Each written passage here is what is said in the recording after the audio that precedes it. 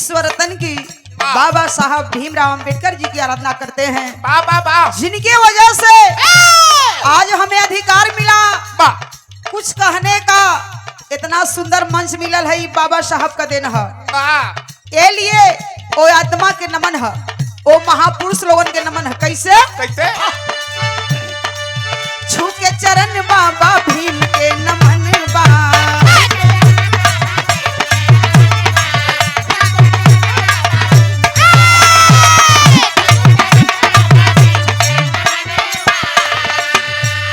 भीम के नमन बा हो बुद्ध के नमन बा, भीम के नमन बा हो बुद्ध के नमन बा, छू के चरण बाबा भीम के नमन बा।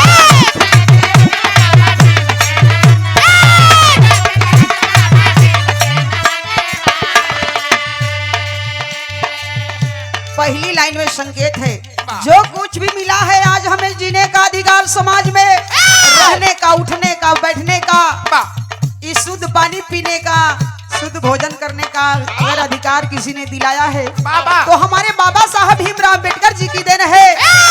ये मंच इतना सुंदर मिलल है, कुर्सी मिलल है, इतना सुंदर व्यवस्था मिलल बा, आज पढ़े के हमनी के अधिकार मिलल बा, तो के कर देन है बाबा साहब डॉक्टर साहब भीमराव अंबेडकर जी की देन है। कहना हो कैसे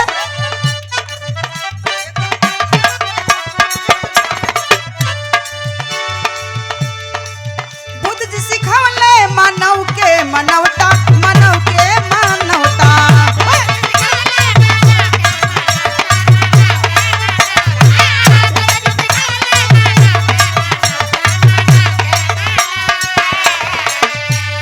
हमके बचवले ना देवी हो देवता, हो देवी हो देवता, ना देवी या देवता, ना देवी।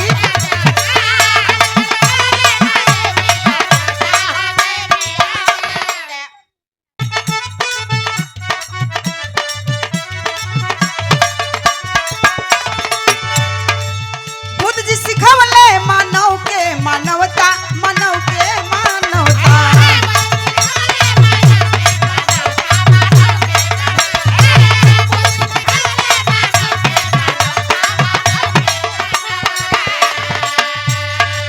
हमके बचवले ना देवी हो देवता, ना देवी ना देवता।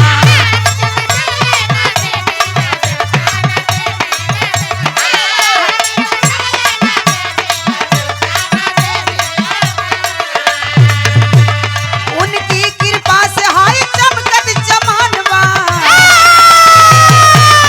उनकी कृपा से हाय चमकत चमानवा, छू के चरण बाबा भीम के नमन बा, छू के चरण बाबा। अरे क्या बहादुर, क्या बात है। भीम के नमन बा हो बुद्ध के नमन बा, भीम के नमन बा हो बुद्ध के नमन बा, छू के चरण बाबा भीम के नमन बा, छू के चरण बाबा भीम के नमन बा।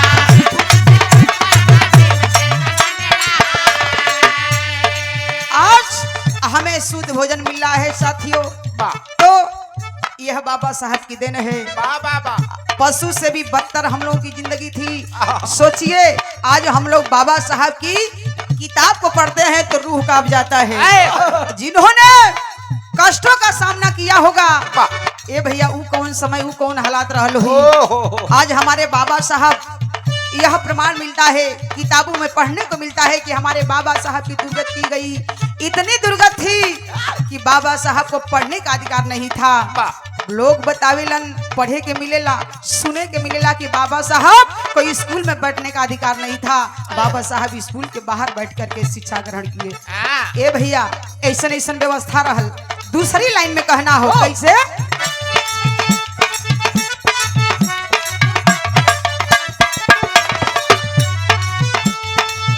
असही बढ़ावा बाबा के मिशनवा, बाबा के मिशनवा,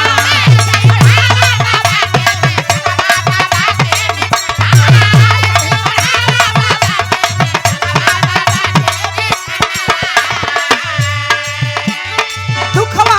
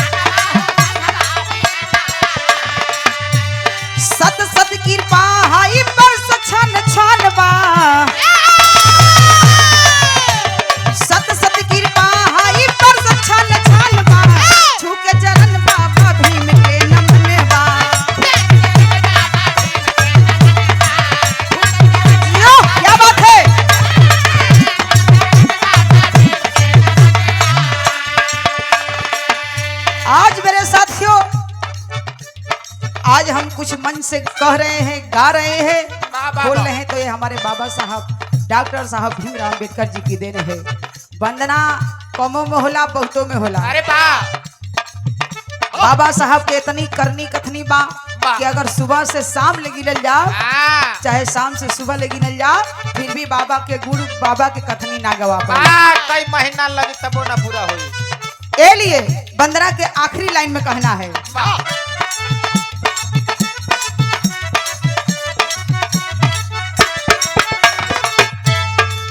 कुसुम पराग जदू दिनवा बितवले हो, दिनवा बितवले।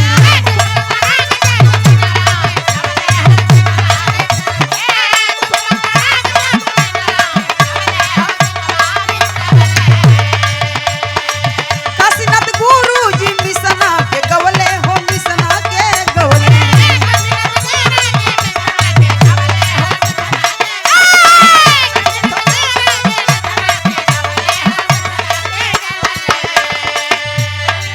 कुसुम आज आखिरी लाइन में गीत का संकेत है, कुसुम पराग जदू गीतिया के गवले हो, गुनवा के गवले।